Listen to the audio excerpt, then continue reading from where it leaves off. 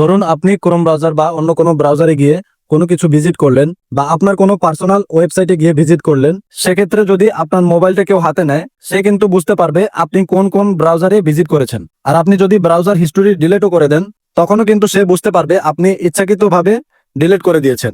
But আজকে আমি আপনাদেরকে একটা ট্রিক শিখিয়ে দিব, যেটা করলে আপনার ব্রাউজার হিস্টোরিও ঠিক থাকবে আর আপনি কিন্তু সিক্রেটলি সবকিছু ব্রাউজও করতে পারবেন।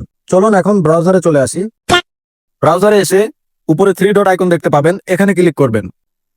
তারপর নিউ ইনকগনিটো ট্যাব, এখানে ক্লিক করবেন। ক্লিক করার পর এরকম একটা পেজ ওপেন হয়ে যাবে।